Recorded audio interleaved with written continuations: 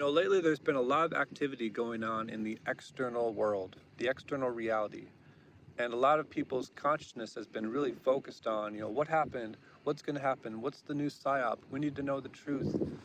There's all this activity and sense that there's some answer out there that when you understand it, when you can see it, when you can get the picture right, that it's somehow going to help you in some unknown way. There's a sense to it like that. And I understand that the external world has all these attributes about it, which really feel like it has this significance in helping you build your life or understand yourself, right? It's got all these shapes and colors and patterns and textures, and the light's always changing, so it looks kind of cool and interesting around here. The external reality that you're viewing from your internal reality, your screen of reality, it's interesting. I enjoy it most of the time, right? Externality. But when it comes to actually achieving your real purpose here on Earth, it's always going to come from within the internal world. So the internal world is essentially all of the external landscape, but just in reverse. It's just you, right? So your thoughts about what you're seeing. Every time you look at some grass or think of the color green or narrate around you the reality that you think you're seeing, that's all coming from the internal world. And so the more that you're able to optimize how you sense reality, optimize your perception, you're going to start to see the external reality as, in some ways, kind of like a mirror to what your internal consciousness is having the capacity to read at that time. And so, with many people's consciousness really attached to externality right now, focused on events, focused on the division between this side and that side and which side you're supposed to be on, to me, all it really shows is an adolescent consciousness and an inability to actually interpret where reality is actually located, which is always within the self-identity system of the person. And see, this is why spiritual people, typically, the more spiritual you become, they tend to kind of detach from the outer world and see like, oh, it's kind of cool, man, but I'd rather just be kind of sitting and meditating or doing nothing. It's kind of like the vibe that most spiritual people get. It's not my vibe, but I understand how that's kind of like something that makes sense to do, is to see how everyone's kind of running around and they're making noise and they're just shuffling around doing stuff that doesn't really add to anything. They're just staying busy just because they think that's what they're supposed to do. Recently one of my videos, they popped off. It was why the younger generation no longer wants to work anymore, or something like that. Why they're so done with the old paradigm. I think that the old paradigm kind of encapsulates almost a lot of things that we think we know now. Whether it's like religious systems, the school system, the government system, just the way things are passed, laws, like all this stuff to me never really made sense that it was like even like a real thing. It's all kind of imaginary. It's all these lines and borders of what you're supposed to not be able to cross, and things that are acceptable and things that aren't, and it's all highly subjective when you get down to it. Laws are just kind of there to protect against what? I mean, protect against you ever figuring anything out. Half the time, kind of sort of feels like that. And so the more that I've come to realize about reality, it's all about learning how to optimize yourself, learn how to optimize your perception, to get really good at thinking things through, get really good at mentalizing the world that you want to step into. And whatever doesn't fit that pattern, you just sort of have to not engage with it at all as a construct, and sooner or later it kind of goes away. Reality is such a strange thing in that you can pretty much design your reality, but always starts like from how you're designing your own mind. You have to design your mind in that way where you just actually decide for yourself what you want. And then, strangely enough, the path or the pattern to get to where you want to go, it slowly unfolds and unravels through time, and you just take the right steps to get there. And I think that the majority of where people actually screw up in that process of doing that is falling into the trap of externality and trying to essentially make whatever's going on in the collective consciousness their own thing that they also have to deal with. right? I could talk about everything that's going on, either like with the Trump situation or with whatever else that's going on in our government or all these conspiracies. I could clean up on all these topics and just kind of lay it down and just give you the most in-depth details about all of it, what's happening on a metaphysical level.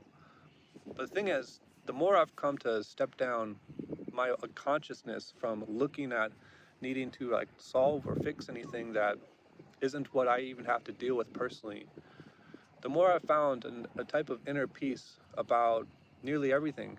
And the more I've found that when you find that inner peace about yourself and your life, that's the ultimate accomplishment.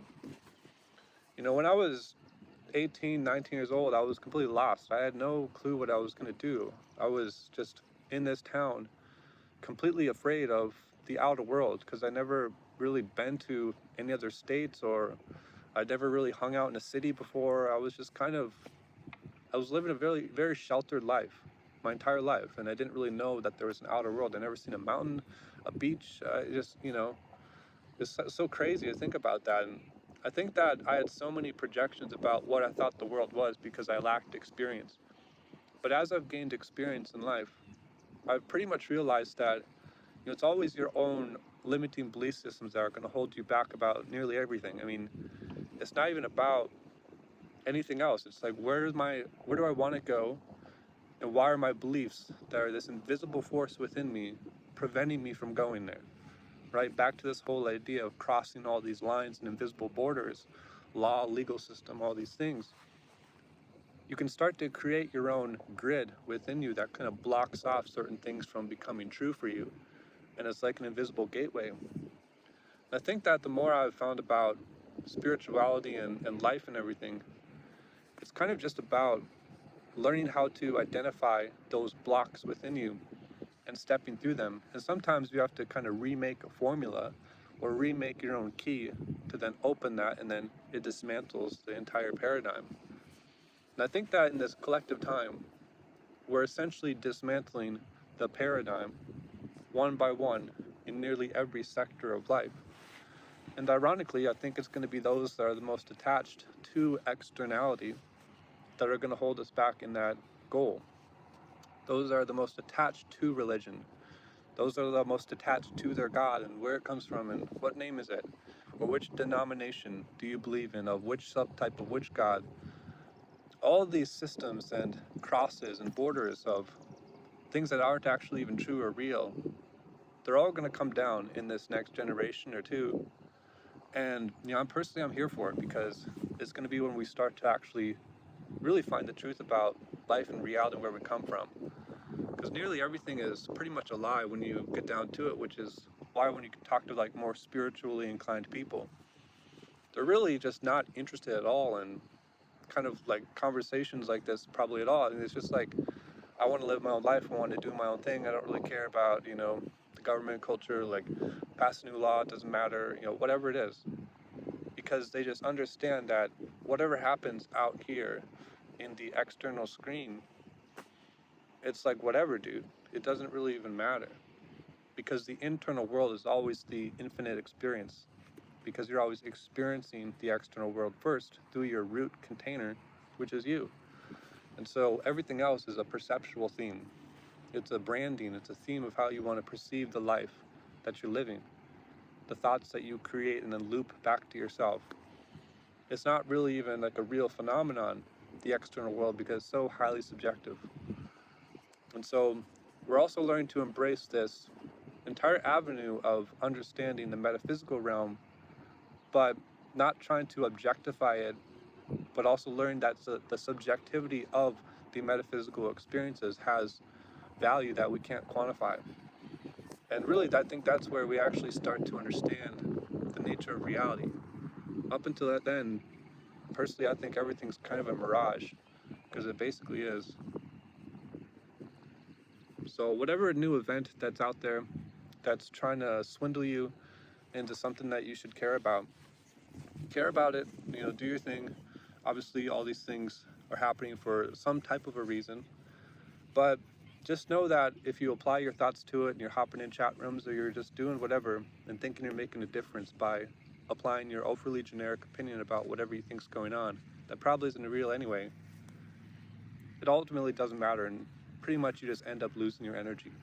So focus on designing your life, focus on looking at the life you're living now and staying in your reality and not getting pulled into a mental movie about something that you're supposed to contribute to or identify yourself online so that they can put you in a mass data collection service and slowly start to identify who believes what, where, when, which is why I don't put my name on anything. So be smart, because this future is going to be crazy, but just remember, it's all one vast movie screen, and you can start to design your own little movie within it.